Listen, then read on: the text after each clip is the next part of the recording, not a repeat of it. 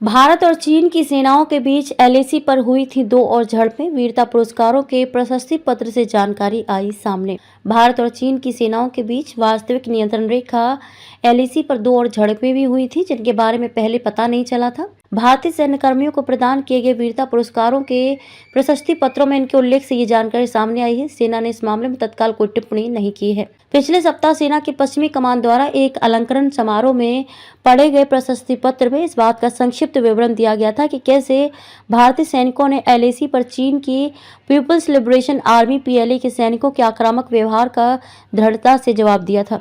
चंडी मंदिर में मुख्यालय वाली सेना की पश्चिमी कमान ने अपने यूट्यूब चैनल पर 13 जनवरी को चंडी मंदिर में मुख्यालय वाली सेना की पश्चिमी कमान ने अपने यूट्यूब चैनल पर 13 जनवरी के समारोह का एक वीडियो अपलोड किया था, जिसमें वीरता पुरस्कार पर विवरण दिया गया था, लेकिन सोमवार को उसे निष्क्रिय कर दिया गया। प्रशस्ति पत्र में उल्लेखित संघर्ष की ये घटनाएं सितंबर 2021 से नवंबर 2022 के बीच हुई थी। जून 2020 में गलवान घाटी में हुई झड़पों के बाद से भारतीय सेना 3488 किलोमीटर लंबी एलएसी पर बेहद उच्च स्तर की युद्धक तैयारी के साथ डटी हुई है। मई 2020 में पूर्वी लद्दाख सीमा विवाद के बाद पिछले 3.5 वर्षों में भारत और चीन के बीच एलएसी पर झड़पों की कई घटनाएं हुई थी। चीनी सैनिकों ने एलएसी पर तवांग सेक्टर में भी घुसने का प्रयास किया था। 9 दिसंबर 2022 को पीएलए के जवानों ने तवांग सेक्टर के यांगत्से इलाके में एलएसी पर घुसपैठ का प्रयास किया था और एक तरफा रूप से यथास्थिति बदलने की कोशिश की थी। रक्षा मंत्री राजनाथ सिंह ने घटना के 4 दिन बाद संसद में इसके बारे में बताया था। राजनाथ का कहना था कि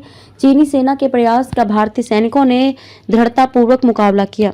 सूत्रों का कहना है कि चीनी सेना के घुसपैठ के प्रयास का दृढ़ता से जवाब देने वाली टीम में शामिल कई भारतीय सैनिकों को भी अलंकरण समारोह में वीरता पुरस्कार प्रदान किए गए। उस वर्ष 13 दिसंबर को राजनाथ ने कहा था कि आमना सामना होने के बाद झड़प की नौबत आ गई थी, जिसमें भारतीय सेना ने बहादुरी से पीएलए को हमारे क्षेत्र में घुसने से रोका और उन्हें अपनी चौकियों पर लौटने को मजबूर किया।